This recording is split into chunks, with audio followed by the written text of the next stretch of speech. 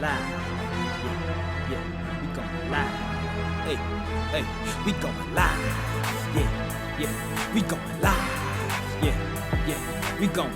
Yeah, yeah, we going. Yeah, yeah, yeah, we going live.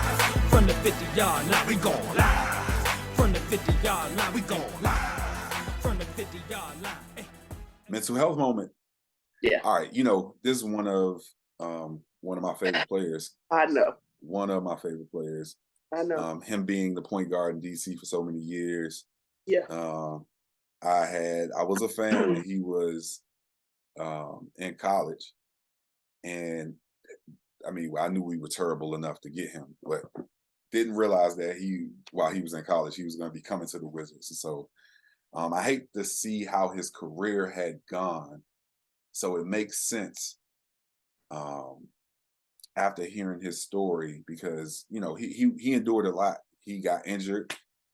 I want to say he ruptured his Achilles, and then a freak accident in the shower, he ended up tearing his ACL. Yep. And so he went through all of those years of rehabbing to get back, just to get traded by the team that he had only known. Yeah. And then he gets traded to Houston to go play with James Harden, and James Harden decides he wants out of town. And then the team decides that they weren't going to play him, and they paid him to go away. Yeah. And so John Wall's come out over the last couple of weeks during his press run, speaking about contemplating suicide over those tough few years where he didn't have basketball, and then watching his mother die of cancer. And even to even go a little more, watching his grandmother pass, and how this stretch of time just being one of those darkest times in his life. And so I think that we've seen a championing of mental health from athletes, and them kind of talking about the struggles that they've had. I think that when it had gotten to Ben Simmons, people started to feel like, all right, are some of these athletes kind of taking advantage of, are they taking advantage of? That's weird. This, yeah, I know. Sorry, guys, for the technical difficulties. Screen just went on out on us. I think that when I was discussing Ben Simmons, and I was talking about how it had got to a point where now the public is starting to feel like, are they taking advantage of these mental health talking points in order to gain sympathy or empathy from the fans? But when you hear somebody like John Wall opening up in the way that he did, you feel for him, Absolutely. you feel for, all that he's gone through, because it's a lot. And then to be at the point of contemplating suicide, a lot of people can identify with that, and it very brave of him to come forward because while I say a lot of people identify with that, not a lot of people are willing to come forward to share their story about it. Absolutely. So shout out to him for being vulnerable in that, and making the decision to open up about this. Absolutely. And you just said what I would have said. Like, first of all, to the whole Ben Simmons looking for sympathy thing, we're not going to villainize vulnerability. I don't care why I did it. It doesn't matter if it was the truth. We're not going to we're not going to villainize him for telling his truth, regardless of whether it was to get somebody's sympathy or empathy, or if it was just to share. I feel like these athletes are twofold. One, they are sharing their stories in hopes that it would help someone else, but they're also doing it because it's their way of dealing with their stuff. Right. Well, I only mentioned. Oh, I'm sorry. You could. Well, I was saying I had only mentioned Ben Simmons because I wanted to, give kind of the contrast of the conversation around mental health and Yeah. athletes over I would say maybe the last year or so, Yeah. where we had this, you know, we think about, Influx. yeah, you know what I'm saying, players coming out and speaking about dealing with mental health, and then, you know, having Ben Simmons come out. And maybe I should have gone a little further with explaining it. I could see how some of the backlash that Ben Simmons got could probably make some of these athletes say, I don't know if I'm one, because I don't want anybody to perceive me that way. Mm-mm.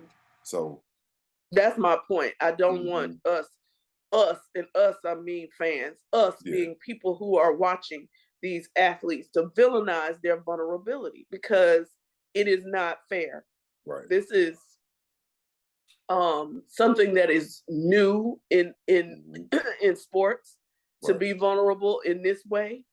I love it. I think it's necessary. And I think it allows, it's almost like if you look at social media, especially when we were like deep into the pandemic, you saw a lot of people putting things out there like, check on your friends, make sure they're okay. Like them being vulnerable like this is their saying, I'm not okay. Right. Somebody check on me. Somebody, this gives license to say, John, you need some help. You need us to, you know what I mean? Right. What you need us to do to make sure you good, bro, so you don't go back there. And so I applaud him for sharing his story.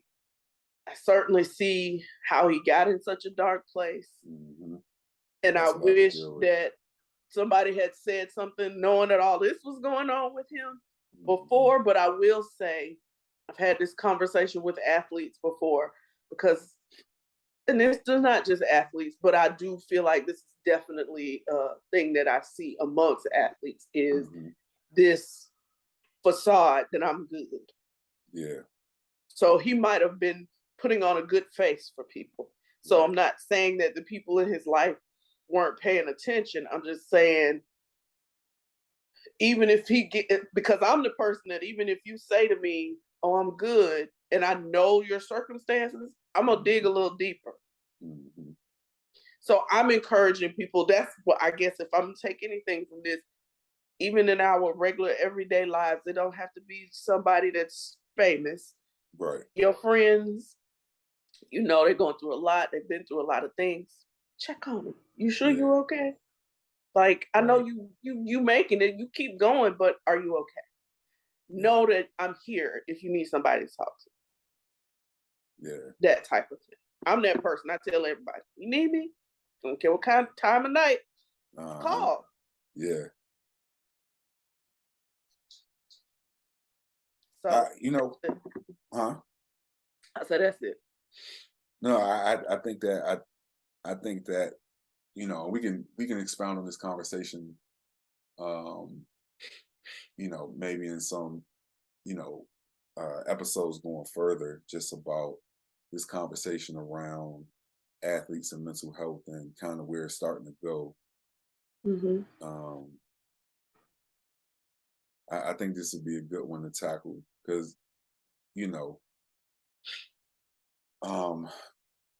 that conversation around Ben Simmons, like, you know,